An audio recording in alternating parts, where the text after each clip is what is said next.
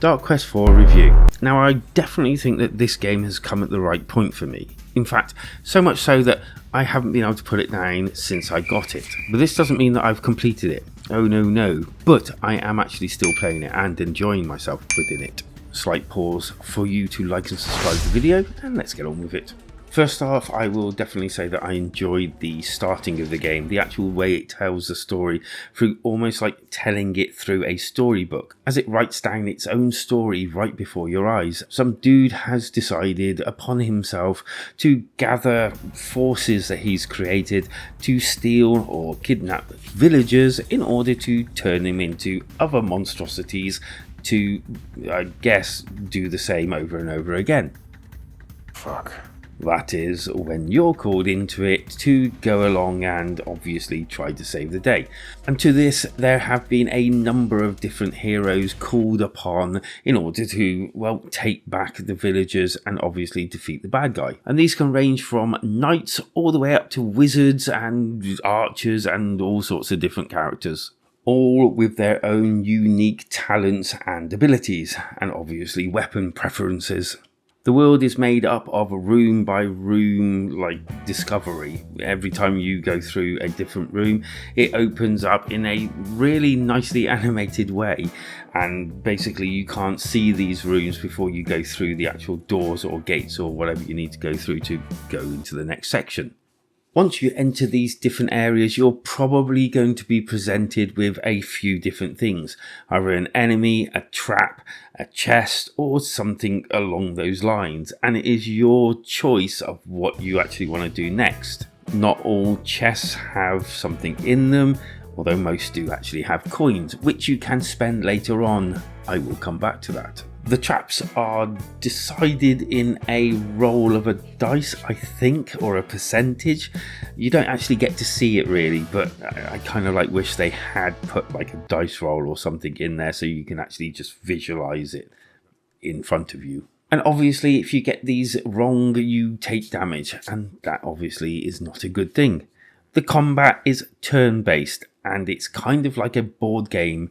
The actual pieces that you see have the little like circle thing on the bottom, and you can see them sort of like not wandering around but bouncing, I suppose, as they move. Or for a better description, look on the actual screen and you can see the video of how they move. Once you enter combat, basically each character has a number and the lowest number goes first, then spirals upwards, as you can imagine. Dark Quest 4 is also a kind of card game as well, where you get to pick different cards that do different things. These cards can be active, passive, or support, which basically translates to attacking, healing, or just defending. And to be completely honest with you, I wasn't quite sure about this mechanic, but it really does work.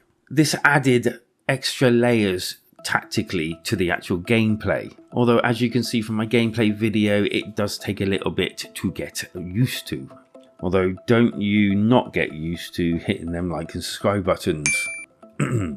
Each section is kind of like done in levels, and each level you go on to like a level tree and select the next one and so on and so forth.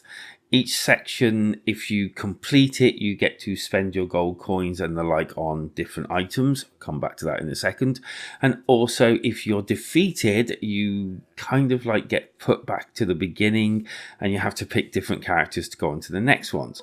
Now, if those characters have been defeated, you don't want to go for them straight away.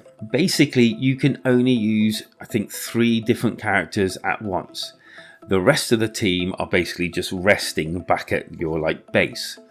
If you're defeated, then those characters come back, but they're kind of injured. So if you take them into battle, which means they will start that run at a negative, i.e., 50% less health or whatever. But some that are rested will start with normal, and some others that you've just not played for a while may get things like +3 health for being well rested. This I actually found quite unique because it forces you to play not just the same characters over and over, which means that your gameplay kind of like feels a little bit different each time you go in. And of course, there's the tactical basis to it as well. And then them coins, those coins are used to spend on different cards, which have, again, different effects.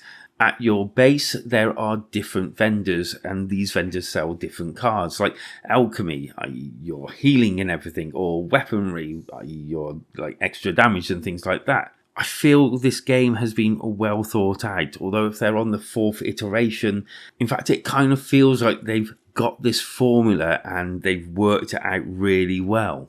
I have to kind of put a disclaimer here. I got the actual game key a couple of days before it was released. I didn't want to rush playing it, but I kind of like felt I had to in order to review it. This hasn't gone as I planned, considering the game can be really, really difficult at times. But just like reading a decent book, you kind of have that feeling that, yeah, I'm going to enjoy this and keep coming back time and time again.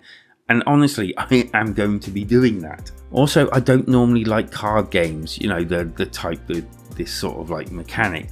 But this added to the tacticalness and also the turn-based gameplay, which I love, and also the feel of almost like a D&D type feel to it. This kind of like just resonates really well with me. That, and I've wanted to get back into live streaming for such a long time, and I think I found the game that is going to allow me to do that. Graphically, I wouldn't say it's the best game I've ever seen on the Nintendo Switch, and I'm playing it on Nintendo Switch too.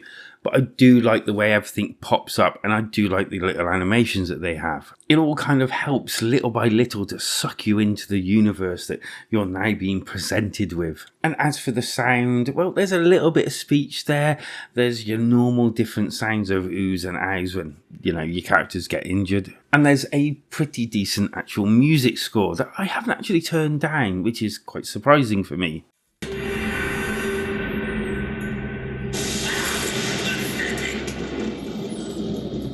No. And the music can be soothing at times, like calming, and then at other times, when applicable, kind of arousing and giving you that energy to push forward where maybe you would have given up before. And added with that speech that I was kind of surprised. I thought literally this was going to be a completely non-speech game, but there is speech added here and there for different things that's happening within the actual gameplay. The score. I'm not very good at explaining things. I'm not really that good of a reviewer, but I am kind of like the average gamer. And the average gamer in me says, this is actually a pretty decent game. I'm actually enjoying myself. Please play on. There is a lot to go through in this game, and I didn't really want to bore everyone by going through every little detail, so I haven't. And also it's nice to have some surprises when you actually play the game for yourself. I will say that the Nintendo Switch version has done quite a good job of trying to keep the core look and everything the same as the other versions, although I did take a gander of the PC version and wow, that looks pretty. Also, if you're coming into this game thinking, this is going to be an easy game to defeat, think again. I've found it quite difficult, but it's a challenge that I am willing to take on.